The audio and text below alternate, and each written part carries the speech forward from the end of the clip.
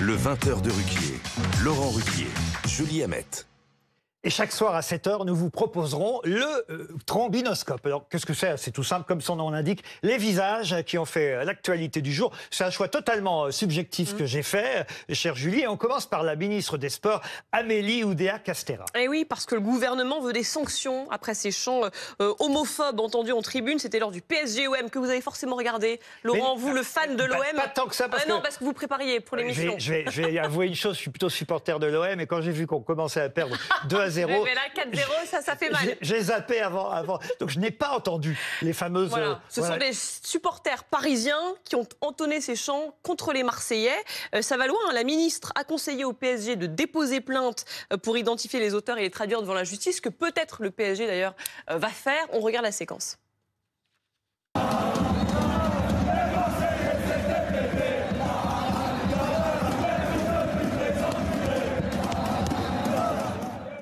On a en duplex Daniel Riolo, consultant RMC, évidemment football. Bonjour Daniel Riolo. Quelle est votre réaction face à ces chants dont j'ai envie de dire, hélas, qu'ils sont habituels dans les stades et peut-être justement qu'on s'y est trop habitué? Absolument. Vous avez raison de dire que c'est quelque chose qui arrive très fréquemment. Alors, je vais vous raconter. Hier soir, on était au stade. L'ambiance était assez belle en termes, je veux dire, de décibels. Il y avait évidemment les supporters parisiens qui fêtaient la victoire de l'OM. Et à la fin, ce chant est apparu très fort, renouvelé à maintes reprises. Vous savez ce qui s'est passé? Quand j'entends qu'on va identifier les auteurs, c'est absolument impossible, parce que toute la tribune chantait, et le stade en entier. Pourquoi on ne pourra pas identifier? Parce que tout le stade a repris le chant. Le pire, c'est que les gens se marraient.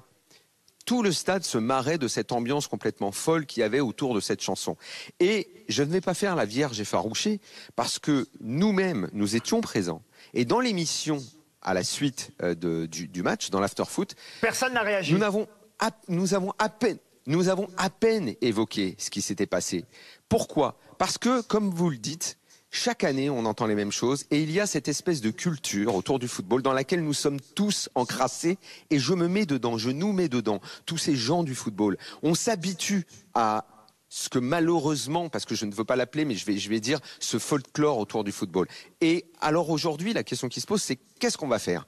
La ministre va dire que c'est pas bien et elle va demander des sanctions. Le club va faire un communiqué. Probablement 1 ou 2 joueurs seront suspendus, puisqu'en plus des joueurs ont repris la chanson en étant sur la pelouse et la tribune. Je vous interromps, Daniel Riolo. Et la tribune. Oui. Daniel, pardon, je vous interromps parce que j'ai l'impression, on est en pleine Coupe du Monde de rugby en ce moment, et moi, je préfère de loin le football, le rugby, chacun ses goûts, mais j'ai l'impression que ça n'arrive pas, ce genre de chant, chez les supporters du 15 de France. Je me trompe? Est-ce que c'est vraiment propre au football? Non, mais il y a des différentes habitudes, il y a des différentes cultures, et dans les stades de foot, alors, effectivement, il y a beaucoup de supporters. Absolument. Et comment dire, ce supporterisme qui est basé sur l'insulte, sur quelque part la haine, et d'ailleurs il y avait une banderole qui disait l'amour du PSG, la haine de l'OM. C'est quelque chose qui va être très difficile à changer. Qu'est-ce qu'il faut faire? Peut-être aller au-delà. Les sanctions, évidemment qu'il va falloir sanctionner, comme on le fait d'habitude, mais on voit bien que ça ne change pas grand-chose. Sanctionner qui alors? Est-ce qu'il est envisageable, le club et la tribune, qui pourrait être suspendue pendant 1 ou 2 matchs? C'est dans tous les stades, c'est dans tous les stades comme ça. Exactement. Comme ça revient inlassablement dans énormément de stades, vous allez à chaque fois sanctionner, et je suis pas sûr que ça change au final quelque chose. C'est dans tous les stades comme ça, hélas. Pardon Daniel Riolo, mais on va... Oui, dernière phrase. Oui. Dernière phrase. Alors, est-ce qu'on pourrait tenter d'ouvrir un dialogue avec les associations de supporters pour tenter un reset complet sur ce que doit être le supporterisme en France? Je crois que c'est la dernière chance pour qu'on arrive à faire quelque chose, c'est essayer de les convoquer et d'entamer un dialogue. Est-ce qu'on veut que le supporterisme change de nature, ou est-ce qu'on veut rester encrassé dans ce fond de culture footballistique qui nous dérange à chaque fois que ça arrive? Est-ce que c'est pas un peu utopique? Peut-être une réaction en plateau. Églantine Delalleux, est-ce que vous êtes une amatrice de foot? Alors pas du tout. Non, pas du tout. Je regarde que pendant la Coupe du Monde. Écoutez, Et on passera au visage suivant. Voilà, au risque de vous choquer, je ne pense pas qu'il faille importer le politiquement correct partout. Et je vois bien la dimension insultante de ce chant, mais je pense qu'il faut quand même prendre en compte la dimension paillarde d'être dans un stade de football, d'insulter l'équipe adverse. Je me souviens aussi de la banderole qui avait sans doute beaucoup choqué contre les ch'tis. C'était, je sais plus quoi, pédophilie, alcoolisme, violence. Bienvenue chez... Bienvenue chez les ch'tis. Ça n'était pas de bon goût. Je vous dis pas que je soutiens cette banderole, mais je constate qu'il y a. Si on pouvait éviter ça, ce serait pas plus mal, Charles. Oui, mais qu'est-ce qu'on va faire? Je vous ai dit. Je vous ai dit on va limiter les stades dans le rugby, il y a des chants plutôt. Dans le rugby, on chante du Joe Dassin. Il n'y a pas la même ferveur parce que dans le rugby, il y a des gens moins passionnés, il y a un public plus âgé. Voilà. On passe au visage suivant, si vous le voulez bien, et c'est le visage d'un sénateur, Jean-Marie Van Lorenberg. J'espère que je prononce bien son nom. Oui, je suis impressionnée. Alors lui, c'est le doyen du Sénat. Il a été reconduit dimanche pour un 4e mandat dans le Pas-de-Calais, mais c'est pas pour ça qu'on l'a choisi et qui nous a marqué. C'est parce qu'il va être rejoint par sa fille, Isabelle Florennes, élue dans les Hauts-de-Seine, et ils siégeront donc tous les deux dans le groupe Union Centriste. Il a 84 ans et 5 mois, c'est son 4e mandat. Certains lui reprochent non seulement que ce soit son 4e mandat, mais qu'en plus, sa fille elle-même devienne sénatrice. Blanche Le Ridon. Moi, je pense que c'est très important, effectivement, d'en parler ce soir, parce que déjà, ça nous permet d'évoquer les élections sénatoriales. On en a trop peu discuté.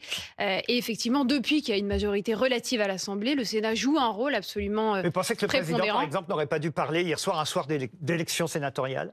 Il aurait en tout cas pas dû dire que le Sénat se renouvelait à raison d'un tiers, alors que c'est la moitié des sénateurs qui étaient renouvelés hier soir. Mais ça, c'est un autre sujet. On reviendra sur le discours d'hier un peu plus tard dans la soirée. Non, ce qui est intéressant, c'est que je crois que ce petit duo assez atypique que vous venez de mentionner, c'est un espèce de condensé et de concentré des résultats de l'élection d'hier. Et on a à la fois de la continuité et puis un renouvellement très relatif. De la continuité parce que la majorité de la droite et de l'Union centriste et le député et sa fille participent de ce groupe UC, sénateur participe de ce groupe, mais qui a quand même des petits éléments de renouvellement qu'incarnerait donc Isabelle Florennes, un renouvellement relatif, puisque on a une percée des écologistes au Sénat, avec l'entrée notamment de Yannick Jadot, et on a aussi une évolution. Je vous interromps. Qu'est-ce que vous pensez de ça? On reproche à Yannick Jadot et à d'autres, d'ailleurs, qui ont été élus sénateurs à Paris, de quitter l'institution européenne, puisqu'ils étaient députés européens, et de considérer en fait qu'ils étaient députés européens le temps de trouver autre chose. Je crois qu'on peut difficilement juger M. Jadot, qui a quand même eu un engagement européen relativement important. Il n'est pas le seul. Et dont surtout, qui avait des ambitions présidentielles, qui a quand même été... alors, il y a eu 4,6%, je crois, des voix au premier tour en 2022, mais qui a un destin national affirmé depuis toujours. Donc, je ne pense pas qu'on puisse lui prêter cette critique-là. Mais en tout cas, et je voudrais finir là-dessus sur ce sénateur, c'est que le sénateur Jean-Marie Van Lorenberg a été élu au Pas-de-Calais. Et au Pas-de-Calais, parce qu'on parle de renouvellement, il y a aussi un des 3 sénateur Rassemblement National qui a été élu. C'est vrai qu'on en a peu parlé, mais dans la stratégie de notabilisation, notamment là encore, il marque des points. Du RN, voilà, on a une percée. Et on parlait tout à l'heure des Insoumis et de la marginalisation relative de LFI sur un certain nombre de sujets, et notamment celui des violences policières. Il n'y a aucun sénateur LFI qui a été élu et LFI avait présenté des listes dissidentes dans l'ensemble des départements. On passe au visage suivant du trombinoscope avec du sport encore. J'évoquais le rugby tout à l'heure. Je ne sais pas si vous connaissez Johan Dezel. C'est vrai que son nom, pour ceux qui ne suivent pas le rugby, n'est pas forcément connu. C'est pourtant celui qui est rentré, c'est le capitaine namibien, il est rentré dans le visage du capitaine français Antoine Dupont, dont tout le monde suit maintenant évidemment l'évolution de la santé, parce qu'on espère qu'il va revenir. Mais il va revenir a priori. On n'est pas certain encore, on n'est pas certain. Et en tout cas, ce pauvre Johan Dezel, évidemment, il est aujourd'hui la cible sur les réseaux sociaux de tous ceux qui le traitent de bourrin, de salopard. Je cite les noms d'oiseaux, évidemment, qu'il peut recevoir. Qu'est-ce que vous pensez? Est-ce que vous pensez que le rugby est vraiment trop violent?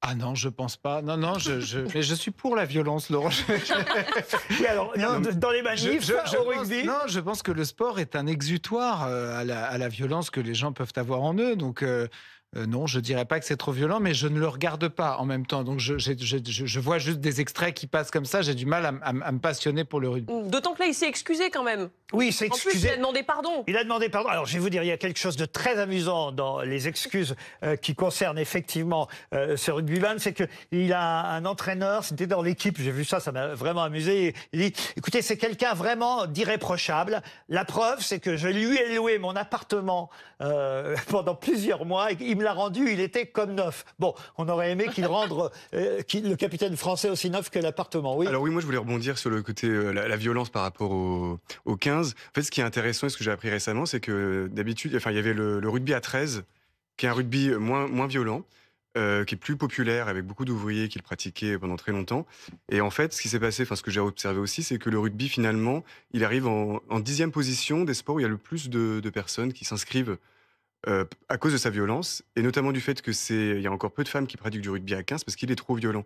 Donc vraiment, il y a un truc sur le rugby à 13 qui est vraiment dans le sud-ouest et voilà, qui est très populaire. Et du coup, je voulais en parler. Du coup.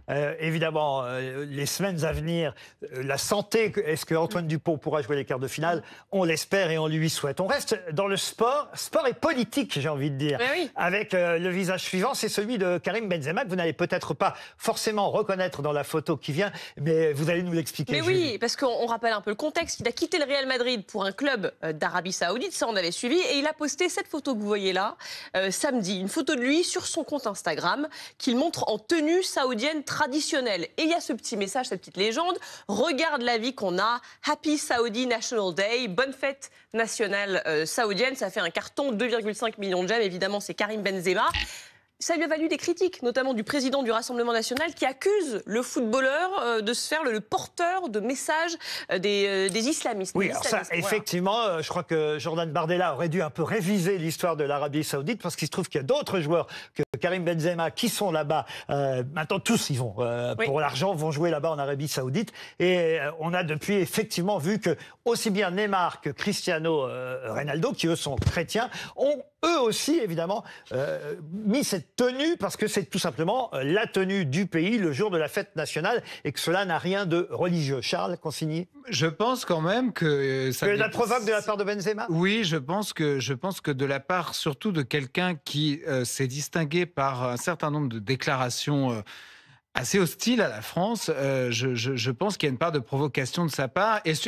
Pourquoi Ronaldo et Neymar l'auraient fait eux aussi? Et j'observe de sa part... Je pense qu'il sait l'effet que ça va provoquer en France, sa photo, Jordan Bardella est tombé dans le piège. Et je suis contre cette fascination pour un régime qui, malgré tout, est très autoritaire dans un pays où on pratique la peine de mort. Je pense que M. Benzema n'est pas obligé de faire la promotion d'un régime comme celui-là. On va retomber sur le même débat qu'on a eu au moment du Qatar. Il n'y a pas que l'Arabie Saoudite pour le coup. Selim Derkaoui. Ça vaut aussi pour le Qatar. Oui, moi je suis pas du tout choqué. Je pense qu'il y a un peu de provocation de sa part. En fait, oui, quand même, mais il a ses raisons. Le football est mondialisé aujourd'hui, donc ça s'inscrit dans une. Voilà, il habite là-bas, il travaille, il est dans l'équipe là-bas. En fait, non, ce qui est le plus problématique et ce qui peut cacher ça, c'est quand c'est l'État français qui lui est en tenue saoudienne, quand on vend des armes à l'Arabie Saoudite en toute impunité et qu'on va ensuite bombarder le Yémen, des civils. Là, c'est quand même plus important qu'un joueur de foot.